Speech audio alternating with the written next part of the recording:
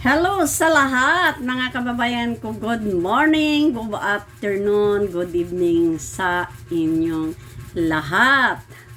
At mga kababayan, alam kong hindi ito magustuhan ng mga DDS itong ating vlog ngayon. Bakit mga kababayan? Dahil hindi nila kayang tanggapin na ang dating magkatunggali, mga DDS lang naman ang hindi kayang tanggapin ito mga kababayan.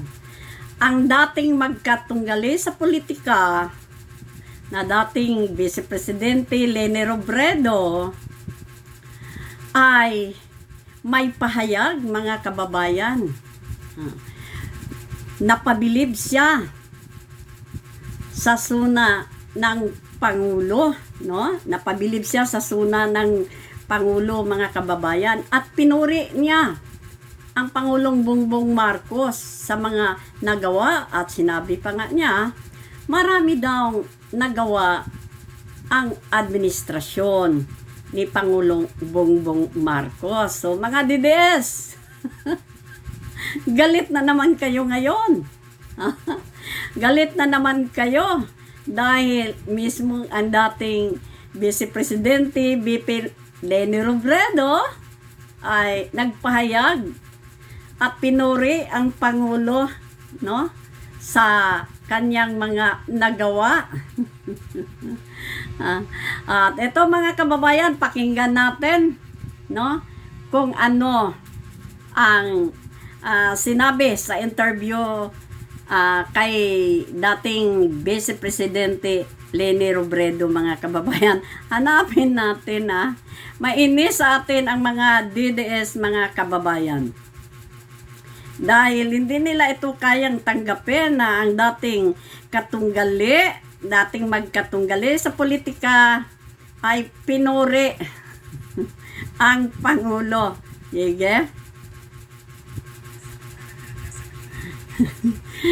Mga DDS lang naman kasi ang mga sarado ang utak mga kababayan. Kaya hindi nila kayang tanggapin. Pero alam ko ang mga kakampi ni BP Leni ay tanggap na tanggap. Yung first part no, yung report. Yung report ng mga nagawa ng gobyerno during the past year. Tapos yung second part no, ano yung plano for the coming year.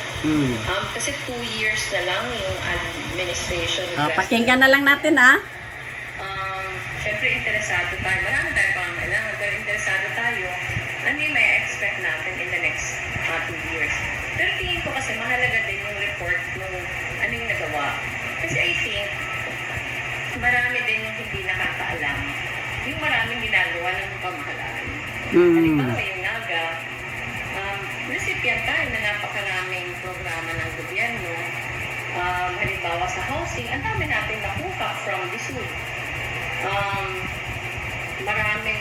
Malaking housing problem ng NAGA kasi syempre yung rapid urbanization dito, housing yung naiiwan. Pero medyo nakakahabol tayo ngayon dahil sa tulong ng DSUD. Halimbawa yung problema natin sa baha. Ang ginawa tayong pilot ng DPWH sa Auckland kontra Baha, marami din tinutulong sa atin, equipment, yung mga civil works na kinakailangan. Marami tayong, I think yung pinakamalaking kaibahan na ngayong year lang ni-launch. Sabi ko nga sa ibang kilala ko sa national government, sana naagahan yung pag-launch nito. Parang pinalaki nila yung LGSF.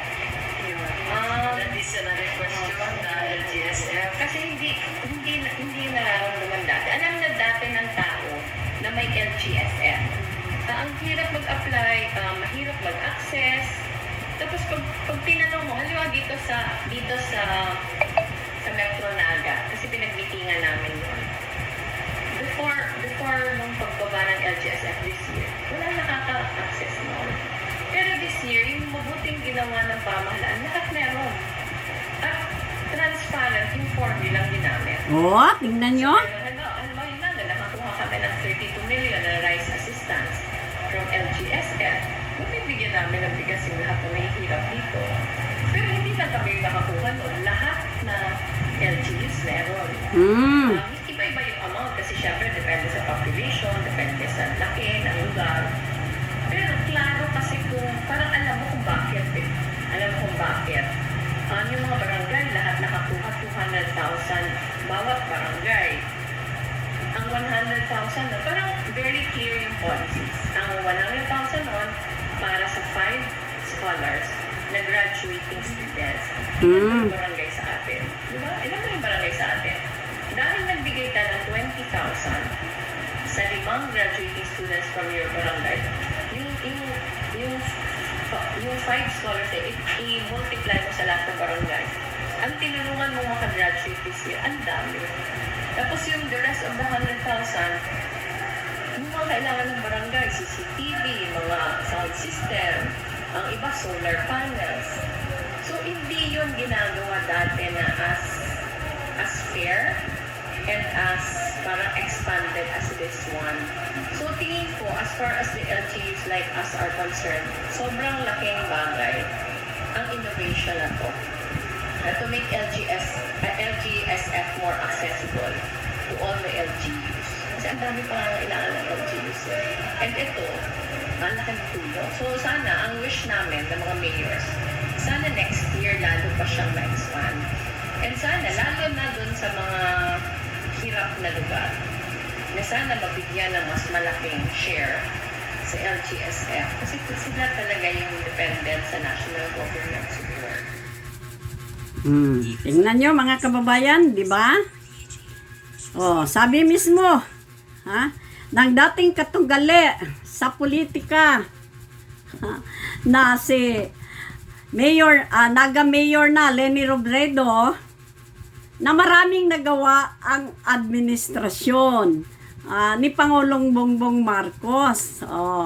Pero hindi ito kayang tanggapin ng mga DDS na pinuri mismo ni dating Vice President Leni Robredo na maraming nagawa ang administrasyon ni Pangulong Bongbong Marcos na tulong sa mga lokal na opisyal doon sa kanilang probinsya at sa mga iba pang mga lokal mga kababayan. Yon mga dides, 'di ba? Masakit pakinggan.